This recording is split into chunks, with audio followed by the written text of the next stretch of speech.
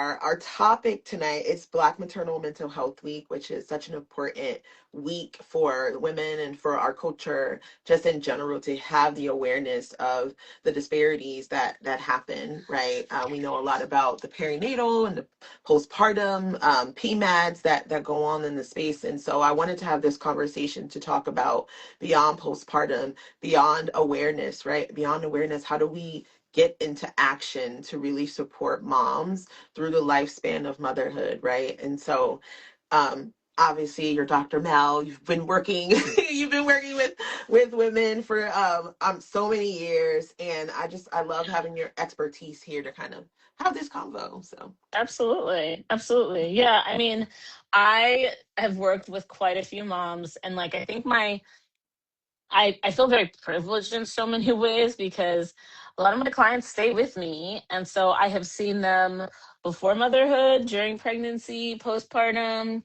and mhm, sort of like second children, first children, second children. I've worked with some of my people for a long time.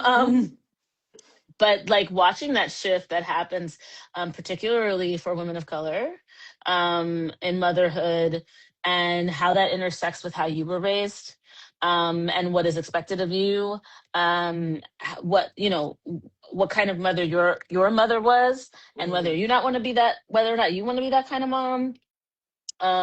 And this postpartum period is wild, mhm. for so many of these women. And it has looked, I think every client I've had that has been postpartum and had the privilege of being with them through it, it has looked different.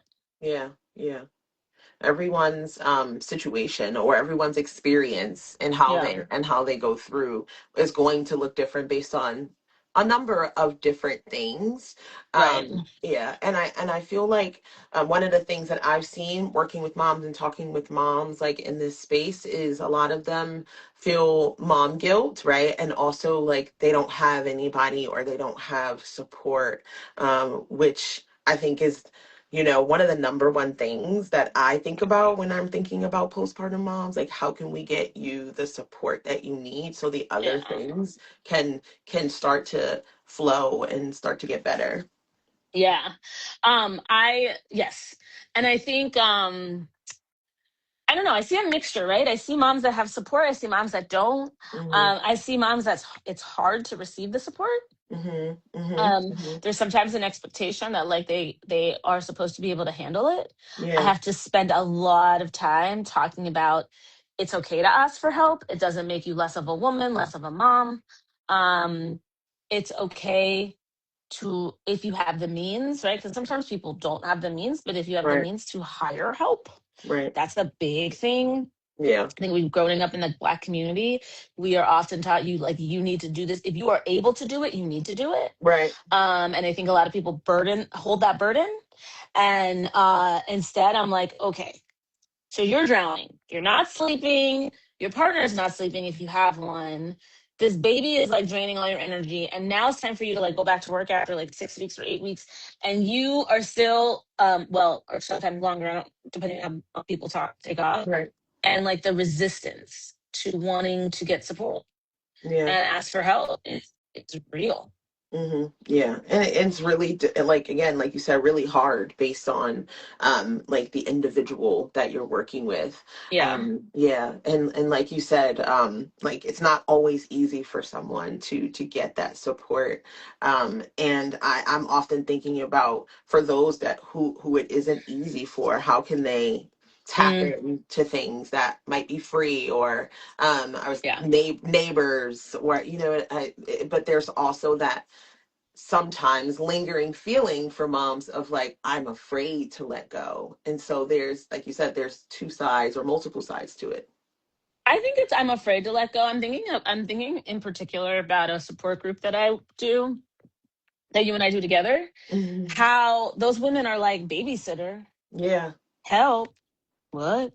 I don't trust anybody with my kids, Hmm. right? And there's stigma related. There's stigma, but there's also fear. Like even myself growing up, everybody was a predator. Right. So my mom was real hesitant to leave us with anybody, Right. or definitely not as a baby. And then when she tried, my mom told me a story about how when my sister was young. So I'm the youngest of three. When my sister was a baby, she like wanted to get like to work, and so she hired somebody to like help take care of my sister Hmm. when she would go out to work. And my dad came home for lunch one day, and my sister was like sitting on a pillow with a bottle propped up in her mouth, and the woman was in a different room. Oh my So like goodness. she could have choked, she like something that, and my mom was like, "Yep, I'm done." I No, oh was my like, goodness. party done. I'm not working. Yeah. Because there's so much fear around like, well, what happens if my baby is in the care of someone else and something horrible happens? And so Hmm. that's the other piece I think that we often have to think about and take into account, is that people sometimes don't trust others to help with babies. Yeah, yeah. And as you talk about that, I'm thinking about, as a clinician, right, if somebody comes to you with that deep seated mistrust and anxiousness that they feel around letting go, like I've had clients say they don't trust their partners to feed their Yeah. baby, so they won't even take a shower because they don't trust that they will be able. And so, how do you begin to work with clients who are like struggling with the inability to be able to let go or get support? Yeah. I think so, part of that too is like, first of all, understanding where that comes from, right? Like, why Right. aren't you trusting your partner? Why aren't you trusting, um, you know, why do you feel like, not even sometimes even trusting your partner, feeling like you need to be with your baby every single minute? And so, like, taking a shower, like putting the baby in a bouncer or Yeah. in their swing or something while you go take a 5 minute shower feels like an impossible thing to do. So Yeah. we explore. Like, my first question is like, who taught you this? Hmm. Somebody, this came from somewhere. As humans, we are blank slates. We Yeah. aren't born being afraid. Yeah. So that, or we're not born being nervous, we're not born being like, literally that comes from our experiences. So my first um question is always like, where, I'm trying to understand where this came from. Like, Yeah. was there trauma? Was this a belief that was like drilled into you? Right. What is actually causing the concern or the Right. fear? And that's what we work on first. Hmm. Hmm. um does there need to be healing around that? Have you just sort of internalized something that you don't even know why you've internalized it? And then we try to think about safe people. Like, for example, if somebody's like, I don't trust my partner not to feed, like, to feed the baby. Why Hmm. don't you trust your partner to feed the baby? I don't. Yeah, I don't know. He will, like, the milk will be he'll make the milk too hot, or she'll make the Yeah. milk too hot. They'll make the milk too hot, and then it'll. Okay, well, can you like learn? Like, is there a space for y'all to learn this together? Yeah. Right? Um, is it okay if it's a little clunky? Right? Obviously, we don't want to put the baby in danger, but I think people are so afraid. Yeah. I try to talk to folks a lot around like, okay, I understand this is your fear, and your fear is valid, and you can't keep holding all of this by yourself. You're gonna burn the fuck out really fast. Right. Right. So what then do we need? How do we, right? Like, do you want to like watch your partner feed the baby a couple Hmm. times? Hmm. Hmm. Because that's the other thing. If you never give them an opportunity to actually try the thing, they're never gonna learn it. Right. Right, So right. yeah. Yeah. Yes, that's making me think about this statement that I read recently, where it's not about what's wrong with you, it's more about what happened to you. And so, like, Mm, when you're talking about that, it's like it all comes from somewhere. There's a root somewhere that we need to like dig up to kind of understand the behaviors that we're seeing. And hmm. then also, like what you're saying, giving them small actions to try and move the needle forward and start stepping in a direction where they can get that help, and then subsequently move towards healing and working on their Yeah. mental health in other ways. Yeah, you made me think about, there's like a book called What Happened to You. Now, I don't know if I read it, but I've heard it. It's on my shelf. Hold on one second. I'm looking over here on my books. I'm trying to see if I can find it so I can show it to the people. And it's about, it's literally about, here, trauma. Hmm. Hold on one second. Oh my gosh, don't fall, Mel. Don't fall. All my books are in the corner. Um, but it's Oprah is one of the authors. Really? Okay. Yeah. So this is what it looks like. Okay. So it's Bruce, Perry, and Oprah. and it's literally talking about the impact of trauma and adversity, and how healing must begin with the shift to asking what happened to you rather than what's wrong with you. Ooh, So there you similar go. to what you're Yeah, saying, yeah, right? yeah, yeah. But yes, you're right. Yeah, it probably came from that. I heard it in a lecture, so it's Mm. probably like reference from somewhere. And now I want to read the book. So thank you for Book sharing club. with Remember, I me. was talking about how we need to have a book club in the practice. I was like, maybe that's our first one. There's so many things I want to read. Attached is like where I'm at right now. Where I'm at. Yeah.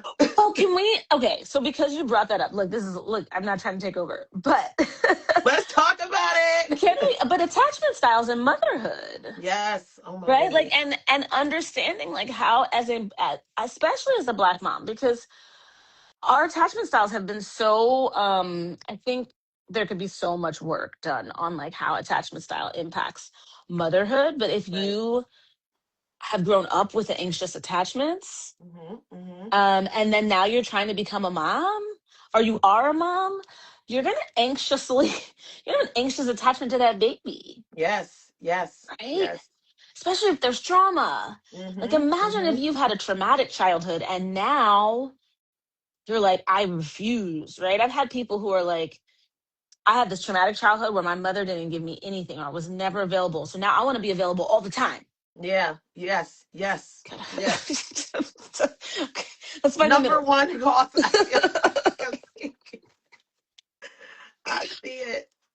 I see it happening. I actually have worked with someone on this type of a thing before in terms of feeling like, well, actually they found out their attachment style and they're like, I'm gonna break my kids now because I'm anxiously attached. And she's like, and I'm like, uh and so now that they know, they're like worried now that they won't have secure children, right? And so the work is then in having them, like you said, understand like where these things come from, and then helping them see how they've made shifts, right? I'm like, yeah. you're not like your mom, right? Like, let's look at the ways in which you are giving them safety and security in the various different ways. So I'm loving attachment stuff right now.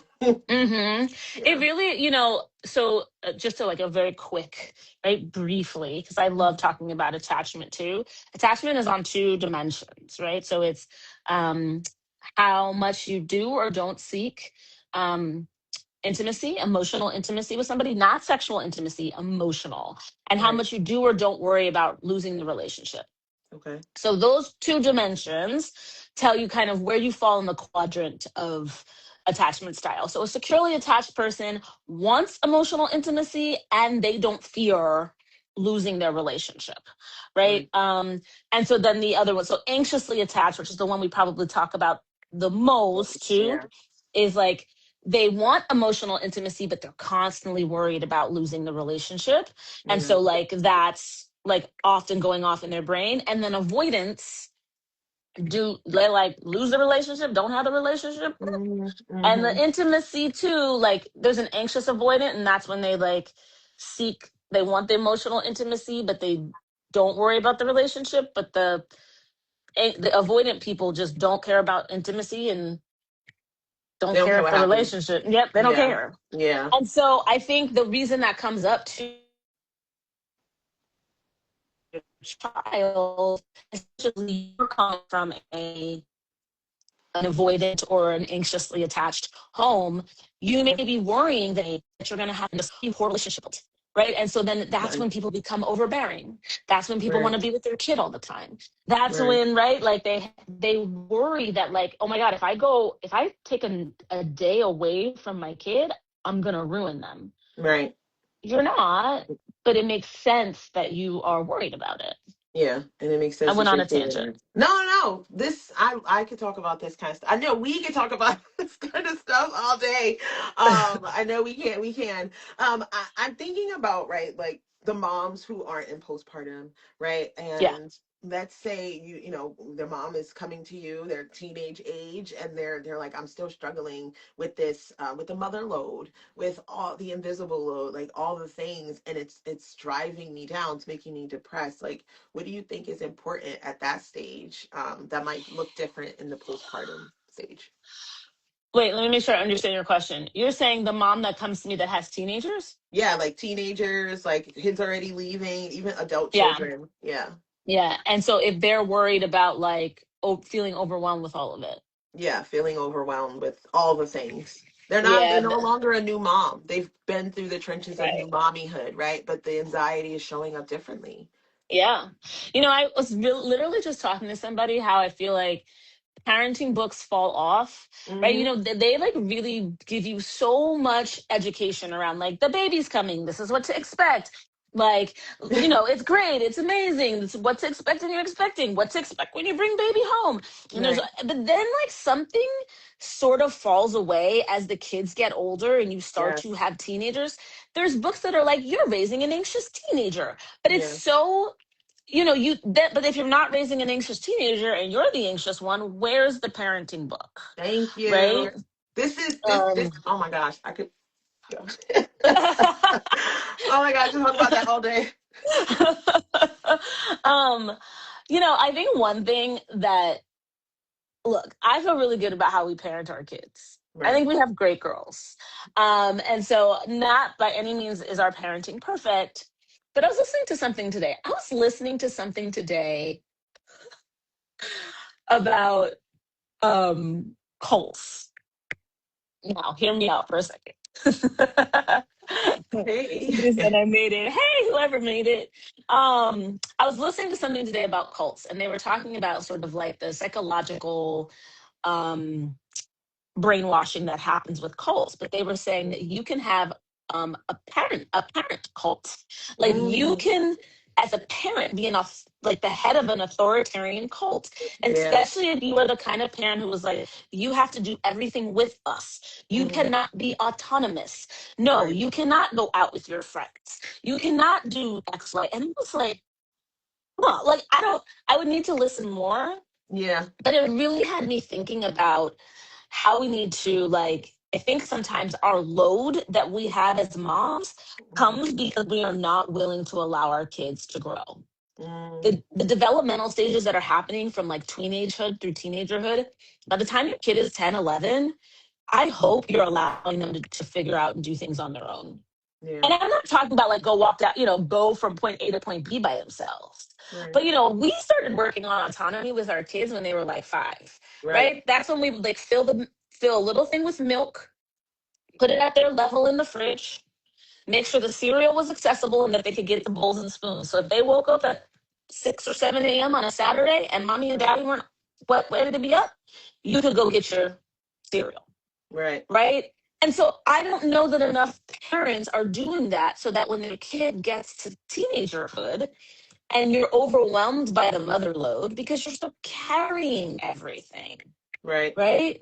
Right. Right. Right. Yeah. I Yeah. see in therapy, I see, oh, yes. What's the Yes. in therapy part?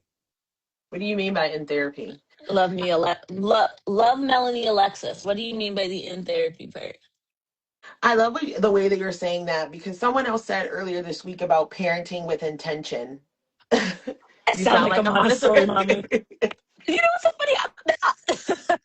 My kids did not go to Montessori, but I am big on like learn how to do this ish yourself. Period. I need sleep on Sorry, I cut Saturdays. you. Right? I Go was ahead. saying Sorry, that what were you about to no, say? no, I was saying someone said what you really closely linked. They said parenting with intention. So they Mm, are how they raise their child is very intentional on taking care of themselves, but also teaching independence so that they can know how to be independent. And I was like, oh my gosh, I wish more people, like more moms had that information and understanding, which goes back to your earlier point, which really fires me up, which is why So Well was kind of curated around this lifespan of motherhood, right? Because to your point, everything is about the baby all the time, right? Like everything is always about the baby. And so I think that there is a gap in even the research, right? In this space of how does motherhood impact the human brain, the human body through the lifespan, not just in those first 2 years, right? Because yeah. there's so much to just what you're saying right now. So I do see that there's a gap, but I think if more moms come together to get on, to tell a friend and be in village and be in community and have have these kind of conversations, then we could hopefully start to see shifts in that. Yeah. Yeah. I also think it's really important for moms, I think, yes, to come together in therapy, but also as mothers, because they're not telling us your stuff is going to affect your parenting. Yeah. Your baggage is going to affect your parenting. I love what, like, love Melanie Alexis said that the parenting manuals in therapy, and she's not wrong, Yeah. right? That's good. I I'm like American that. Therapist. I love that. She's really not wrong. Like I do think that part of the parenting manual is like, what's the baggage in my suitcase that I am bringing to the parenting table? Right. Right. And we aren't doing enough evaluation of that. Yeah. Because literally that is affecting how we're parenting. Mhm. If you think about who you are as a parent, it's influenced by my mom and my Mhm. dad, and it's influenced in ways that I like take things as Yeah. a parent, and there are things that I leave because I didn't like the thing that they did as a Right. parent. Right. And I turned out great, right? My parents did a great job. I'm not knocking their parenting. And I want to I there's some things that I'm like, I want my kids to have this. Right. And at the same time, we have to understand, again, I've worked with enough women who had experiences in childhood that they hated, and they go to the exact other extreme. And I'm Yeah. like, I get it. I know why you're doing that. Are you realizing that that's what you're doing? Because sometimes they don't. Mhm. Sometimes they're not Yeah. recognizing that, like, oh shit, I'm doing this because my mother or father or grandmother or whoever didn't give me that. And I think that's Right. something I really wanted. So I want to make sure my kid gets it to the 10th degree. And now you've gone to the other extreme. That's also impacting your kid in a particular way, Right, you right. know? Because you are raising a different child, and how do we know Yes. that that is what the child also needs, right? Like Yes. we parent from this, like I have to. This is the person, and I have to raise them in this particular way. And I think that there needs to be a shift, or there is a shift where you have to, like you're raising adults to go out into the world, right? Like That they're part. gonna like you are. They are not just like and going to be at home with you under the nest all the time. So you have to take that part in terms of, figuring out how to learn for them to be like independent, right? Mm-hmm. And also to still care for yourself in that process. And I love what Love Mel and Melanie Alexis said, the parent manual is in therapy. I think more Yeah. moms should be in therapy. I think we should be talking about it. I think that it should be encouraged. But I think that kind of what you were talking about earlier, that I don't need support, can sometimes that can be the tape that's playing, and maybe why they are resistant Mm-hmm. to going to therapy, or admitting Mm-hmm. that they have challenges that they have to work on. Mm-hmm. Mm-hmm. Yeah. Um, this idea that I need to be able to do it on my own without help, without support. And I have an amazing village. It's a family village, right? So our families all hang out together, but the moms and I also have our own chat, and we chat about all sorts of stuff. And I'll tell you what else is important, not only just to have parent, like other mom friends, but mom friends that have the same sex child as you, or the Hmm. same um and let's take it even further, the same sex child as you that is doing similar activities to you. I'm not saying that Right. has to be the entirety of your village, because it's not mine, but like, I don't have a ton of girl mom friends, and I wish I did. Like, Yeah. my village has a lot of boys in it. Yeah. A Yeah. lot of boys. There's like maybe two other girls, and those girls are younger than my girls. One girl is like the same age as one of my youngest daughter, but my other Right. two daughters, there are no other teenage girls in our village. And so Right. I think, you know, it is important to find different parts of your village, but to build that, Yeah. right? Because if my teenage daughter is having like an issue, I would love to talk to another mom who's like also got a teenage daughter, and I could be like, girl, this girl, and Hmm. she could be like, I know, Hmm. right? Like, there's that universality that you get Yeah. when you have that Right. in your village. Yeah. Yeah. And what you're talking about is Yes. curating the village, right? Like we have to be able to do that now, especially with so much family not often being as close, right? Like your actual family, there's a lot of people spread out, at least in my family, I have family everywhere, right? Yeah. So my grandmother is not here anymore, but my mom lives somewhere else. And so we really have to make our chosen family and our chosen village, and that can look Yes. different for everybody. Yes. One of the question I have for you is, as clinicians in community, like when do you think, or how do you think people can recognize when a mom is struggling or is in need of support? Like, what are some of the things they can look for or like do to support them? Hmm. I mean, I do think we need to check on our moms. It's the same thing about checking on our strong friends. Check on Hmm. your mom friends, especially if they are in the postpartum period, right? A lot of moms don't even know that they're struggling with depression. Right, I've sat with so many women who are like, I just, like, something's wrong with me. I just don't want to bond with this baby. Or I'm like, our heels for this baby and everybody else is. And I'm ashamed to say that, like, I'm not love at first sight with my kid. right, Right. And so even that, right, even the ability to like hear somebody, like a mom may not express that to you, but like check on her yeah, and make sure that she is doing okay. Show up at her house and just drop the food off at the door. You don't need to bug her, right? But just text her and be like, hey, I dropped dinner off on your doorstep. right, Don't wait to be like, hey, do you need dinner? Just do it. yeah, Because here's the thing, I think, right? What are the signs we're looking for? I mean, you can look for somebody who's what, tired, sad, but it's postpartum. So, like, right, in some ways, you expect people to be affected by the fact that they just gave birth. right, But you may just need to check, how are you, instead of saying, how's the baby? How are hmm, you doing? yeah, Are you sleeping? Well, no, I'm not sleeping. I have a newborn. Okay, I'm coming over to watch the baby for 4 hours. You just go take a nap, right, right, right?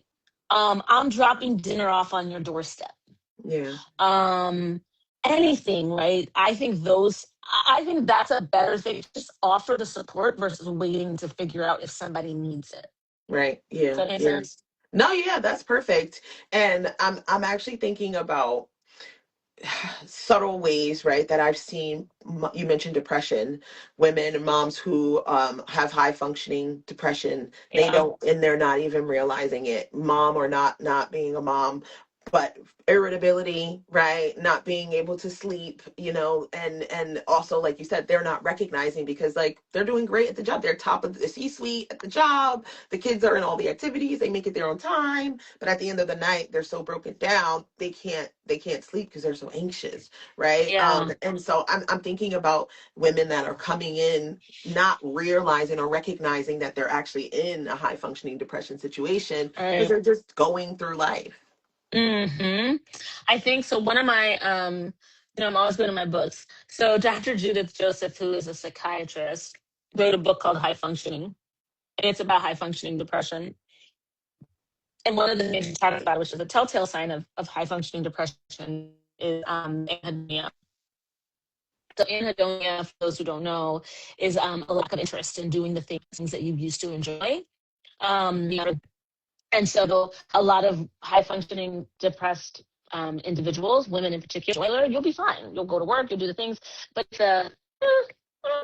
all the time, I don't feel like it anymore. I used to love hanging out with my girlfriends. I kind of decline those invitations these days. It's that, like that subtle sort of the things you used to do, you're not doing. And I think people aren't looking for that. They think I'm just busy or I need to focus on being a mom. And there's just a glorification that happens as a mother of devoting entire life to motherhood. Right. Right. I don't go out with friends anymore because I'm a mom. I don't have my own hobbies because I need to devote my time to being a mother. And like thinking about that in the context of what we talked about earlier, which is like you have your own baggage around like what kind of how you were raised, what kind of mother you had, and that you want to be the opposite of that. It is very easy to miss that maybe what's happening to you is that you're actually like experiencing some high functioning depression and people aren't recognizing it because they're like, oh, well, she became a mother. And like, that's what happens when you become a mother. You become all consumed with your kid. Yeah. Um, so yeah. Yeah, and they're missing it, and they're missing it. I think that's such a valuable like add-on. I'm just learning about like high functioning depression and like what that means and what that looks like. And I see it so much in Black women in general, right? We have Hmm. that strong Black women syndrome, right? This hyper independence that for a lot of women, they saw their mom and their grandmom kind of like living through that. And so Yeah. that's when I'm seeing like, okay, this is actually something different and persistent than, than other diagnoses, for example. Yeah. Yeah, Yeah. yeah, Absolutely. yeah, Absolutely. yeah. So my last question for you around um working with moms and like helping them through their challenges, what are some of the tools in their toolbox are you helping them to develop to support them? One of my biggest ones is getting back in touch with self. So, what is the thing that you do for yourself every single day? And it doesn't have to be a lot of time. It doesn't have to be huge. It can be 10 minutes of meditation before you get out of bed and start dealing with those kids. Yeah. It can be the gym if you're able to get there, or home workouts, right? I fully understand. As a mom, you might not be able to get to the gym. For a long time, I worked out at home, years, like since I had kids up until a year ago. I Hmm. worked out only at home. But, you know, um, do a shorter workout at home. Maybe it's making having a cup of coffee in the morning by yourself before the kids wake up, before your partner wakes up if you have one. Just go downstairs, have your cup of coffee. But that's one of the biggest tools. Do something every day for yourself. Every day. I love that. Every day, every day. Non-negotiable. Not, Non-negotiable. yep. Stimulate your senses. And Mm. there's easy ways to do this, right? So um what's on your bed? Like, are you a texture person? Like maybe there's fuzzy blankets on your bed and that you like to wrap up in. Maybe you love to be surrounded by pillows, but make sure that's available to you. Have a little basket of shower steamers in your bathroom, because maybe Right. you don't have time to take a bath, but you can take a quick shower, pop a Right. shower steamer in there. Now you've made a spa day for yourself. 10 minutes, Right. right? I'm not saying do the whole day.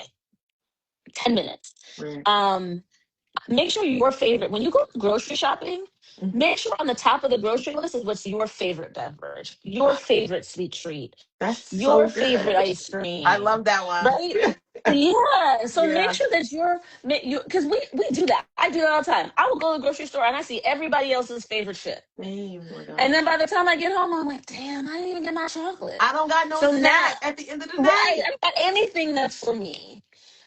So I make sure there's something for me on Yeah. the top of my list. I'm picking up and putting in the cart first, and then I'll shop and get everything else on the list. But that idea of like figure out ways to stimulate your senses in quick moments. I Hmm. get it. As a mother, we're busy. Being a mother requires a lot of mental load, but set yourself up. So again, the shower steamers are in the bathroom. I have mine. Amazon subscribe and save. They show up at my door every month. So Right. I don't have to remember to order them. They're coming, and I just put them in my bathroom. Sometimes I use a lot of them, sometimes I don't, but they're on my subscribe and save. So I automate, and it's not one more thing I got to do, Right. right? So those are some of the things that I would do. And then my other one that I teach, that I work on a lot with women, a lot, moms especially, ask for help. Mm. The newest one that I keep giving to everybody, so I'm gonna give y'all a little like you only get it in therapy tip. Okay, I'm listening. Tell me. Okay, you ready? I'm Ready? ready. This is a big one, right? Hire an organizer. Ooh. I never thought about Trust that. me. Trust me. Trust me. I do trust you because I need it. I need it. The remembering my little snacks, right? Yes. That's a big one.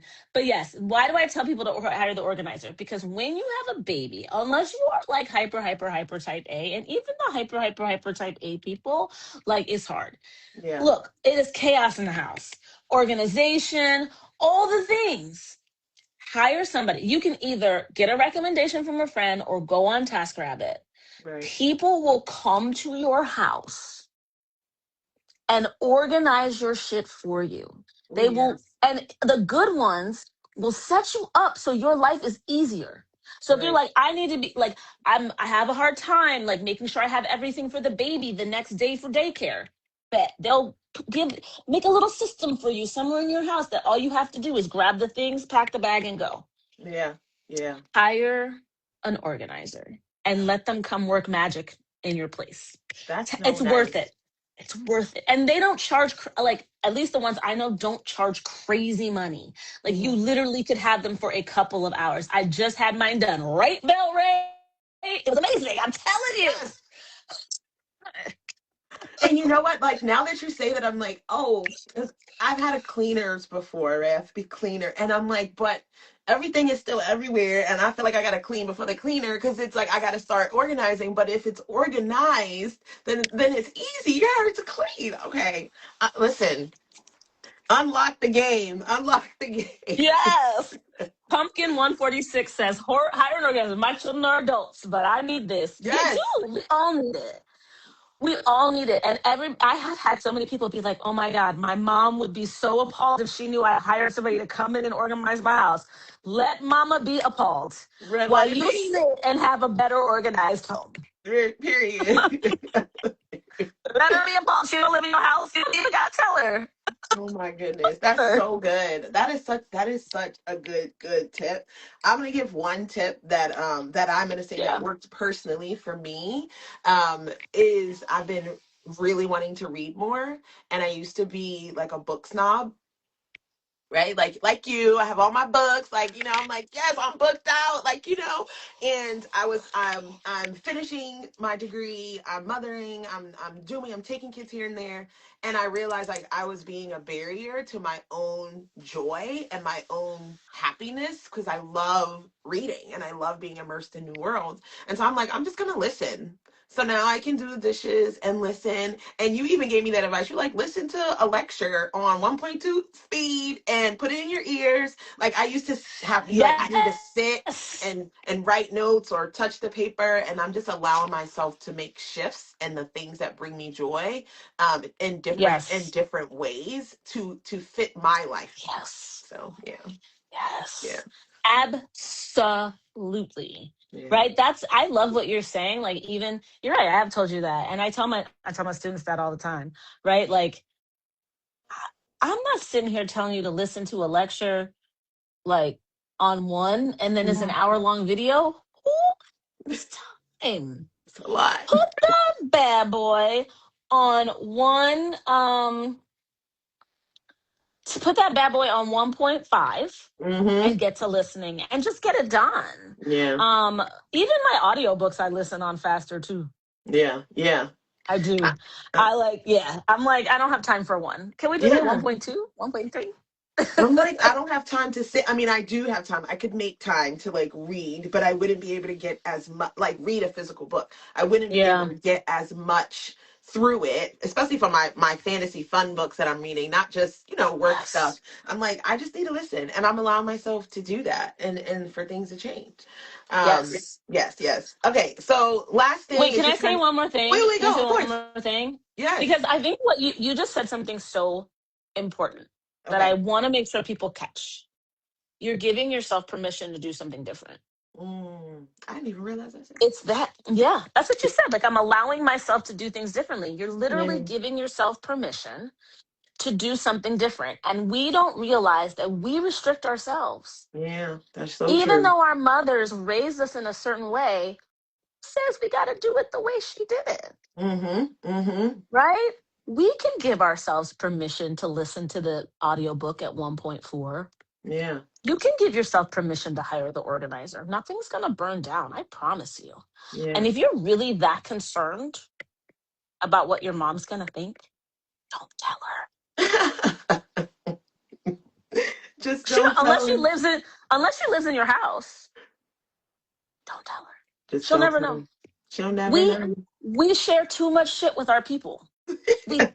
We want to be these open books, and I'm like, boundaries Hello? are Yeah. good. That is so no, that's so good. I love it. I love it. Um I feel like this has been such an enriching conversation for me because and I hopefully for everyone listening too, because you've dropped so many gems and your expertise of working with women. Um if there's a mom listening right now or just anyone that is struggling, what would you say to them that if they're feeling overwhelmed or anxious or in need of support, what would be your words of information or affirmation for them to take away? I'm laughing at the Um, comments. I am too. Hold on. Sorry, I'm like sitting here trying to navigate my child who's supposed to be at babysitting at 8, but running late. You see, like this No, is what that's happens when fine. you're on the Oh, baby, call. is that like a summer job? She's babysitting for a bunch of different people, but she whatever. This is so cute. Um, what? So ask your question one more time. And I Okay, also so I love said, Bel Ray's comment, by the way. Papa, my house is completely clean. Go ahead and think I did it, right? yeah. Oh, They don't, she don't need nobody's to gonna know. know. Nobody's Sorry. gonna know. Nobody's gonna know. No, Um, no. so my question is, it's not, it's more so some a bit of advice or inspiration or affirmation for a mom that may be feeling overwhelmed or anxious or in need of support right now. Hmm. I would want to, like, literally, I'd want to hug her Hmm. because I don't think I get enough hugs. Literally. Women who are feeling overwhelmed, like, I feel you. I feel overwhelmed all the time. And I would want to literally tell her to sit down and take deep breaths. Yeah. Okay. And tell her, like, this overwhelm is normal. Hmm. Um, and it's okay. And let's first just acknowledge that, like, you're overwhelmed and it's a lot. You're carrying so fucking much, Hmm. right? Like, it's so much that you're having to do in a way that our moms didn't, right? Like, a lot of our moms were stay-at-home moms or had partners that were breadwinners. We are living in a world now where there is dual income households where maybe your paycheck is just as important as your partner's paycheck, right? Yeah. And we are carrying a lot in terms of our mental load. And so I think I would just I think women often say, but I have to do this. Like, this is what makes me strong. I'm supposed to be capable. I'm supposed to be this. I should. Shoulds are the worst. I hate a should. Hmm. Right. And so I think I would start with, you are overwhelmed. It's okay that you're feeling the overwhelm. And so let's just try to figure out how we reduce some of your load, whether Yeah. it's mental, whether it's the physical load. Right. Like, I would tell her, I would just validate the hell out of her. And then once she feels ready, we would go into a lot of, like, also, like, a combination of problem solving around, like, how to reduce your load and also understanding how you got here. Yeah. Because Yeah. I can problem solve with you all day, but if you don't understand how you got here, you're going to be right back here. Yeah, yeah. That goes all the way back to the beginning with Yeah. what happened, right? Yeah. Right? What Oh my happened to God. you? That's so good. And I love that the first thing you said was a hug because I feel like I want a hug. Like, you know what I mean? Like I get, I obviously my Yeah. partner hugs me all the time and my kids want to give me hugs, but I feel like a hug from another mom, another sister, someone.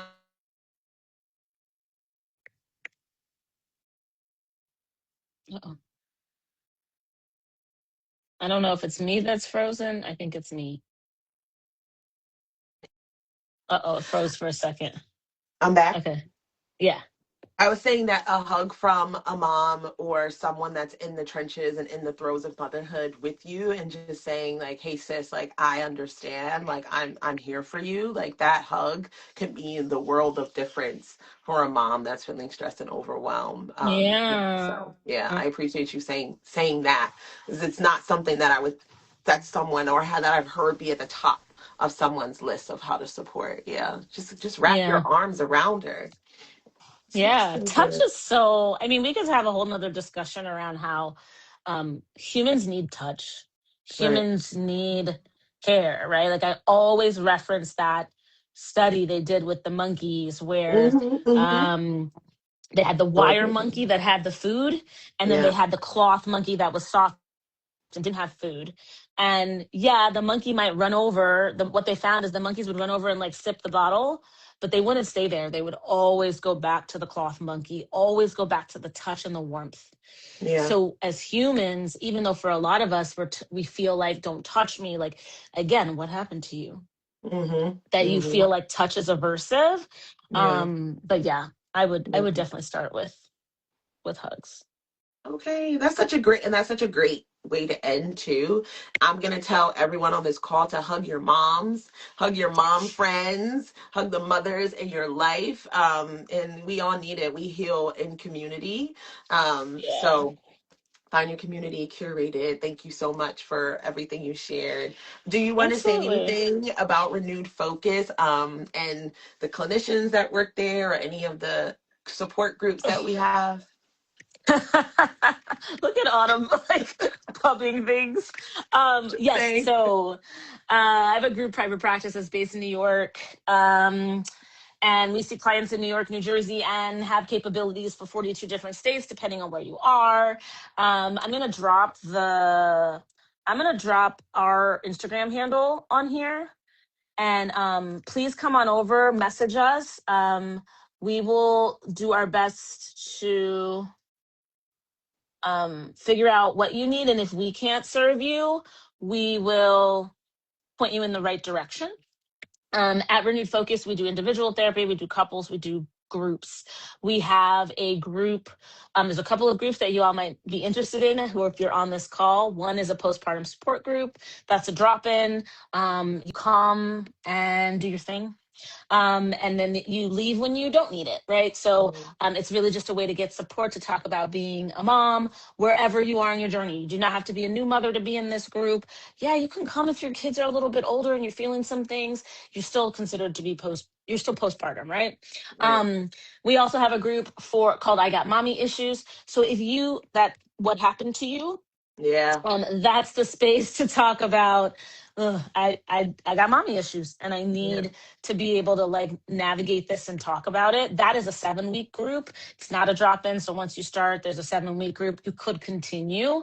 Um, but please, so I run that one. Autumn runs the one on postpartum issues. And then we have another one called Rooted and Secure, which is looking at attachment styles, and how your attachment styles impact your relationships. All the things we talked about today. Yes. We Um, hit them all I know, right? unintentionally, but still. Unintentionally, but we Yeah. did. That one is run by our fabulous clinician, Melanie Gibbons Taylor. And she is also like the most amazing couples therapist, too. And she brings all of that into that Amazing. Yes. discussion on attachment styles and how they impact your relationships now. So, if any of those groups interest you, any of the therapy interests you, please drop us a line. You can drop me a line, too. Like, let's just say you're like, I don't feel like, just drop me one.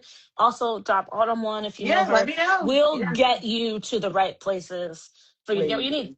Yeah, thank you. Thank you so much. And thank You're welcome. everyone for joining and for, Yes. engaging in the conversation. Yes. Dr. Mel's amazing. Obviously, I love talking with you. Thank And you. I appreciate all the value you bring. Thank you. Thank you for having me on. This was a great combo. Thank you. And everyone, thank you. Have a good night and take care of yourself. Bye. Bye.